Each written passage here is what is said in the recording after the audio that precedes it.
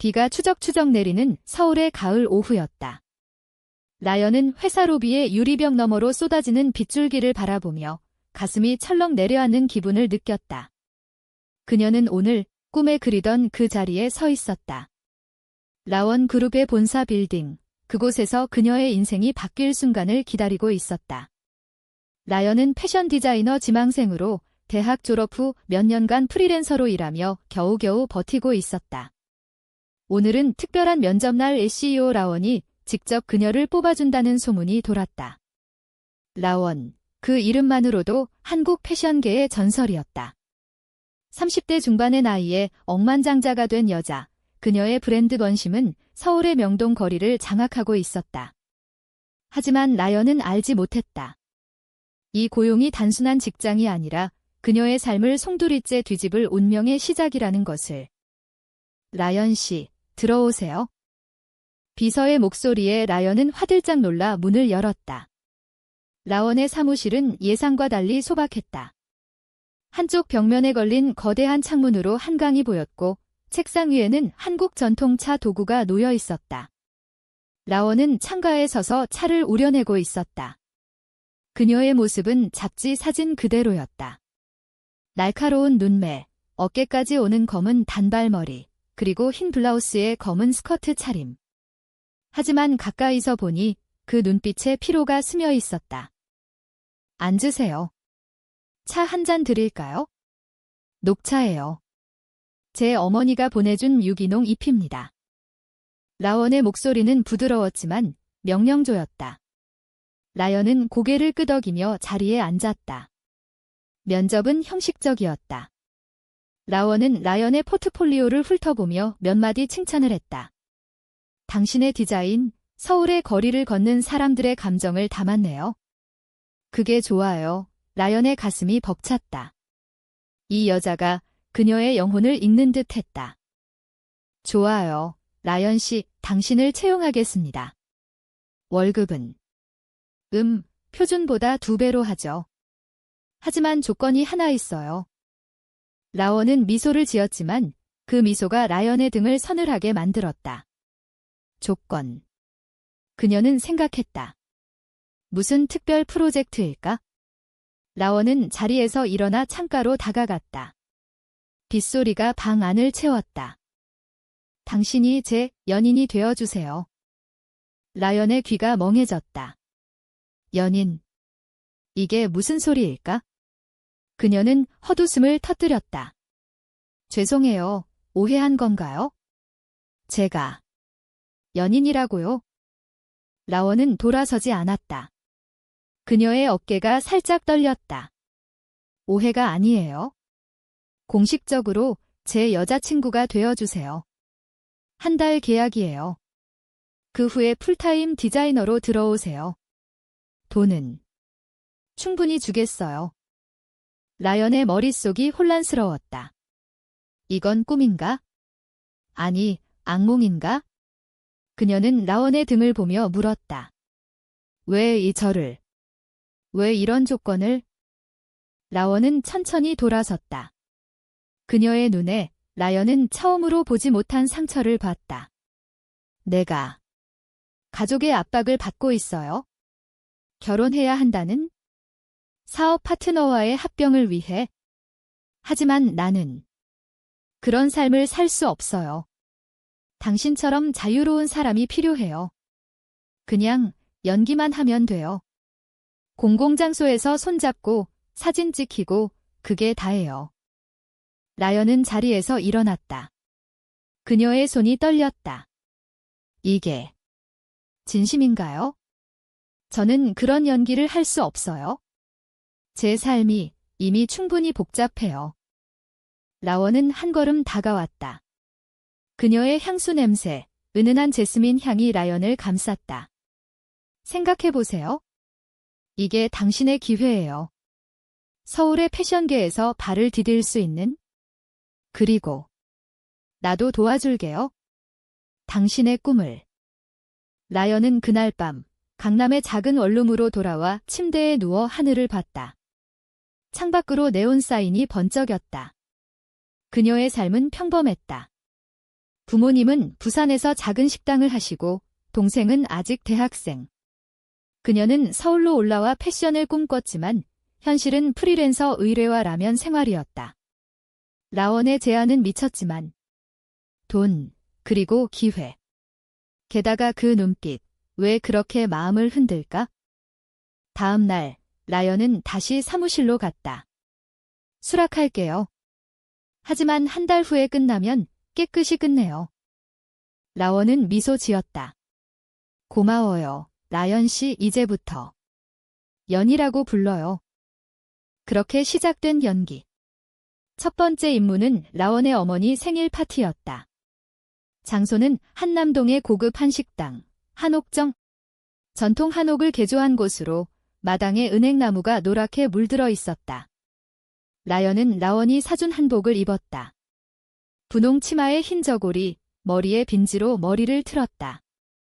거울 속 자신은 낯설었다. 예쁘네.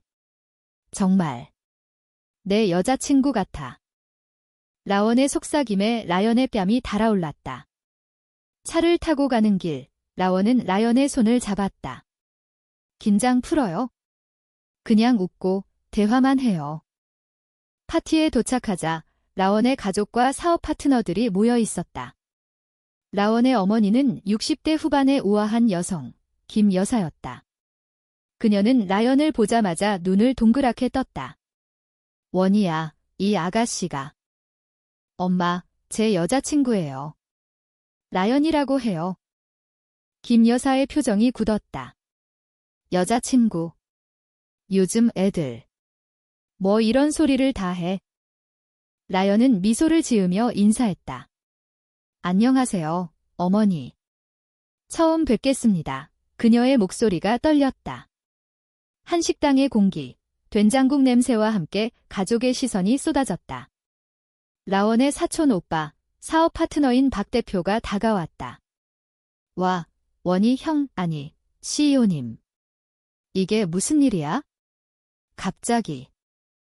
라원은 라연의 어깨를 감쌌다. 연애는 갑작스럽게 하는 거지? 라연 씨는 제 디자이너예요. 곧 회사에 들어올 거예요. 저녁 내내 라연은 불편함을 느꼈다. 김 여사는 라연에게 결혼 얘기를 슬쩍 꺼냈다. 아가씨, 원희가 좀 특이한 애라서.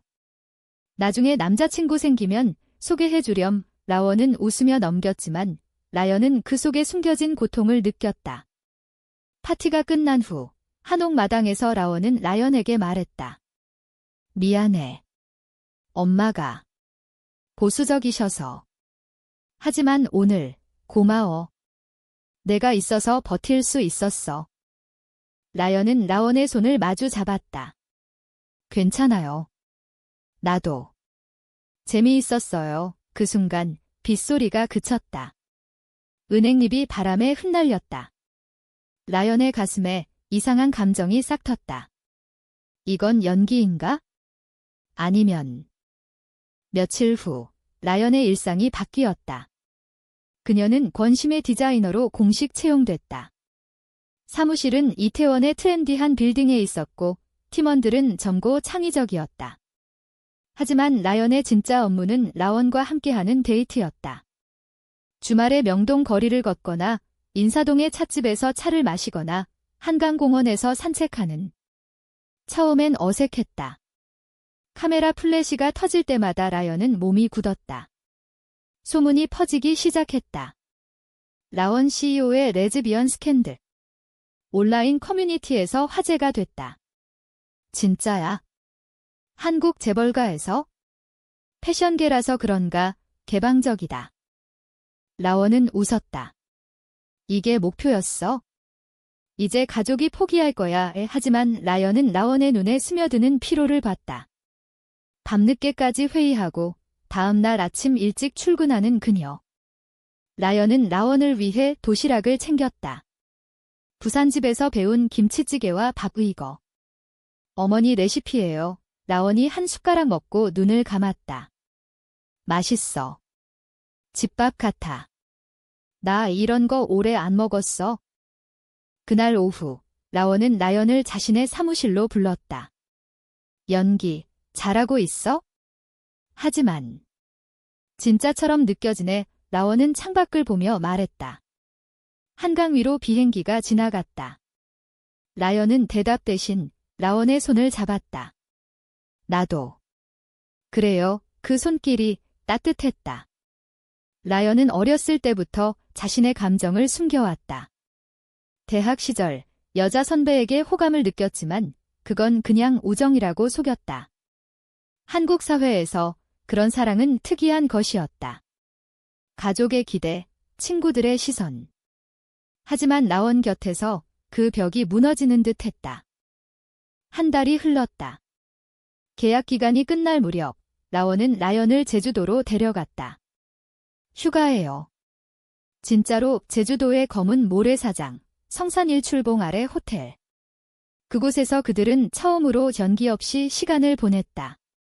바다를 보며 맥주를 마시고 제주 흑돼지를 구워 먹었다.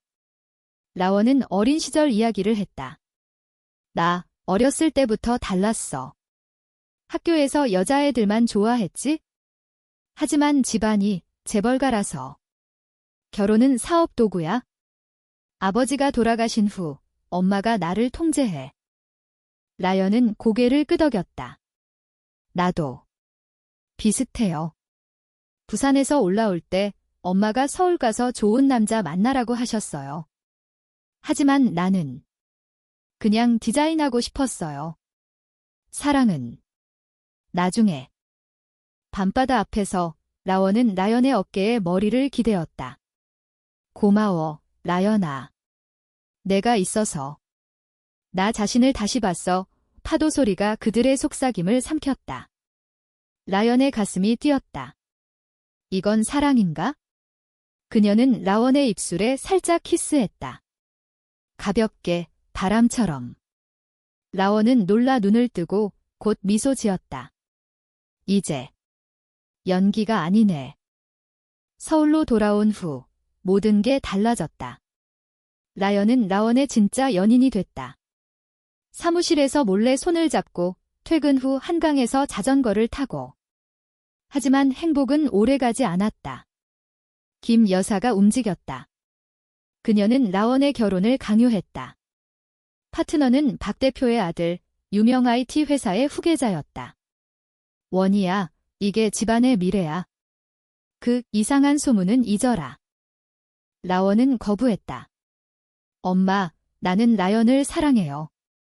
진짜로 김 여사의 눈에 눈물이 고였다. 사랑. 그게 무슨. 한국에서 그런 게 가능해? 내 아버지의 유산을 생각해봐. 그날 밤, 라원은 라연에게 울었다. 처음으로. 미안해. 나 때문에. 내가 상처받을까 봐의 라연은 라원을 안았다. 함께 이겨내요. 우리. 하지만 갈등은 깊어졌다. 박 대표가 라원의 회사에 압력을 넣었다. 투자 철회 위협. 직원들이 속삭였다. CEO님, 그 여자 때문에. 회사 망할라의 라연은 죄책감을 느꼈다. 그녀는 라원에게 말했다. 나 그만둘게요. 내가 자유로워질 수 있게? 라원은 고개를 저었다. 안 돼, 너 없인.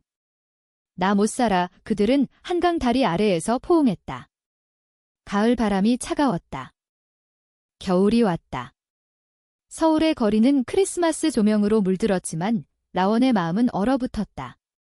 박 대표의 압력이 본격화됐다. 원심의 주가가 떨어지기 시작했다. 미디어는 스캔들을 파헤쳤다. 라원 CEO의 동성애 논란, 재벌가의 비밀. 라연은 뉴스를 보며 손이 떨렸다. 그녀의 사진이 실렸다. 디자이너 라연, CEO의 연인, 친구들로부터 연락이 왔다. 연아, 진짜야? 조심해. 부모님은 전화로 물었다. 서울 생활이 왜 이렇게 복잡해? 남자친구는 없어? 라원은 회의를 소집했다. 모두 이 소문은 사실입니다. 나는 라연을 사랑해요. 회사에 미안하지만 이게 나예요. 직원들은 충격에 빠졌다. 일부는 떠났다. 하지만 충성스러운 팀원들은 남았다. CEO님, 응원해요. 패션은 자유예요. 그러나 김 여사는 포기하지 않았다. 그녀는 라원을 집으로 불렀다. 청담동의 고급 아파트, 가족의 본거지. 라원은 라연을 데려가지 않았다. 혼자 갈게. 엄마랑 얘기할게. 라연은 기다렸다. 밤새. 새벽에 라원이 돌아왔다. 얼굴이 창백했다. 엄마가 모든 걸 알고 계셨어. 내가 연기라고 생각하신대. 하지만 이제 진짜라고 하니 더 화나셨어. 김 여사는 라원에게 최후 통첩을 했다. 박사위와 결혼하지 않으면 회사 지분을 빼앗아. 내 꿈을 포기할 거야. 라원은 울며 말했다. 엄마, 나도 한국 여자예요. 왜 이해 못하세요? 라연은 라원을 위로했다. 그들은 남산타워로 갔다. 케이블카를 타고 올라 서울 야경을 봤다. 불빛이 별처럼 반짝였다. 여기서 우리 미래를 상상해봐에 라원이 말했다. 라연은 고개를 끄덕였다. 함께라면 뭐든 할 수 있어? 하지만 배신이 왔다. 라원의 비서, 지은이었다. 그녀는 박 대표에게 정보를 팔았다. 라원의 약점, 가족 비밀. 지은은 돈에 눈이 멀었다. 미안해요, CEO님. 회사 살려야 하니까. 라원은 충격에 무너졌다. 너희네 가족 같았는데. 지은은 눈물을 흘렸다. 한국 사회가 이렇게 잔인해요? 스캔들이 폭발했다. 주식 폭락, 파트너 이탈. 라원은 기자회견을 열었다. 나는 라연을 사랑합니다. 이 사랑이 비정상적이라면 나는 비정상입니다. 하지만 원심은 계속될 겁니다. 전국이 들썩였다. SNS에서 지지와 비난이 쏟아졌다. 레즈비언. 한국에서 용감하다. 재벌의 변덕이야. 라연은 라원을 지켰다. 그녀는 디자인 작업으로 회사를 살렸다. 새로운 컬렉션 자유의 날개, 동성애를 상징하는 컬러풀한 옷들. 패션쇼는 성공이었다. 명동 런웨이에서 모델들이 걸었다. 관객들은 박수 쳤다. 라원은 무대 뒤에서 라연을 안았다. 내 덕분이야. 사랑해. 하지만 김 여사의 반격은 치명적이었다. 그녀는 법적 조치를 취했다. 회사 지분 소송. 라원은 법정에서 싸웠다. 엄마, 왜요? 나를 버리세요. 김 여사는 증언대에서 말했다. 내가 집안을 망쳐. 한국 전통을 지켜야 해. 라연은 법정 복도에서 기다렸다. 그녀의 눈에 눈물이 고였다. 이 사랑이 너무 무거웠다. 소송은 길어졌다. 봄이 왔고 벚꽃이 서울 거리를 물들였다. 라원은 지쳤다. 그녀는 라연에게 말했다. 포기할까봐 무서워. 라연은 라원의 손을 잡았다. 아니, 우리는 강해. 함께라면. 그들은 도망치듯 제주도로 갔다. 다시 그 검은 모래사장. 바다가 속삭였다. 여기서 새 출발하자. 라원이 말했다. 라연은 미소 지었다. 그래, 우리만의 세상. 하지만 현실은 그들을 쫓았다. 김 여사가 제주로 왔다. 호텔 로비에서 마주쳤다. 원희야, 집으로 가자. 그 여자는 잊어. 라원은 고개를 저었다. 엄마, 라연은 내 인생이에요. 이해해주세요. 김 여사는 라연을 봤다. 처음으로 진심 어린 눈빛으로. 아가씨. 원희를 아프게 하지 마. 이해는? 외로웠어. 라연은 무릎 꿇었다. 어머니, 저도 원희를 사랑해요. 제발 우리를 봐주세요. 그 순간 김 여사의 눈에 눈물이 흘렀다. 그녀는 과거를 털어놓았다. 나도 젊었을 때 사랑했던 사람이 있었어. 여자였지. 하지만 시대가 용납 안 했어. 그래서 숨겼어. 원이 너 때문에. 그 고통을 반복하게 할 순 없어. 라원은 놀랐다. 엄마, 김 여사는 라원을 안았다. 미안해, 내 딸 내가. 나보다 용감한 애. 그날 가족의 벽이 무너졌다. 소송은 취하됐다. 박 대표는 물러났다. 이제 시대가 바뀌었군요. 서울로 돌아온 그들은 결혼식을 올렸다. 작은 가족과 친구들만 초대한. 장소는 한강공원, 벚꽃 아래. 라원은 흰 한복을 입고 라연은 분홍 치마 저고리. 영원히 함께할게. 서약의 말. 손님들은 박수 쳤다. 김 여사는 눈물을 닦으며 말했다. 축복해. 내 딸들아. 원심은 부활했다. 새로운 컬렉션은 베스트셀러. 라연은 공동 CEO가 됐다. 그들은 서울의 삶을 즐겼다. 명동 카페에서 커피 마시고 인사동에서 그림 그리며. 한국 사회는 천천히 변했다. 그들의 사랑이 작은 불씨가 됐다. 하지만 완벽한 행복은 없었다. 가끔 밤에 라원은 불안해했다. 만약 다시 오면 라연은 안아주었다. 우리는 이겼어. 사랑으로. 그렇게 그들의 이야기는 계속됐다. 서울의 번잡함 속에서 조용한 사랑으로. 백만장자 CEO의 예상치 못한 업무는 결국 진짜 사랑을 가져왔다. 그리고 그 사랑은 한국의 봄처럼 피어났다.